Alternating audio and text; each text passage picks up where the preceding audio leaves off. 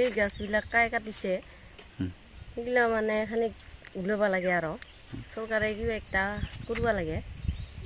এই মানুহজনৰ কাষে নাই, দুটা ল'ৰা আছে, ল'ৰা দুটাও কথা ক'ব নাপাৰে, কিন্তু মাহা একেলাই ভুইছে থাকেতো মানে পহৰা থহৰা দিব নাপাৰে।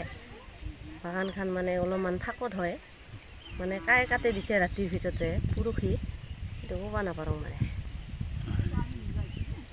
তাৰমানে এই গছ গছনি ৰোৱাৰ কাৰণে আপোনালোকৰ ভয় লাগি আছে নেকি আজিকালি? ভয় লাগছে আৰু এইবিলাক কাষতে আৰু তামোল গছৰ মানে বাগান হৈ আছে, ভৱিষ্যতত সিহঁতো কাটিব পাৰে, কোনোবাই লগতো শত্ৰু হ'লে চববিলাকে কাটি দিছে। কিছুমান ভাঙি পৰিছে, কিছুমান মানে ভাঙি পৰা নাই, হাৱা আহিলে মানে ভাঙি পৰিব আৰু।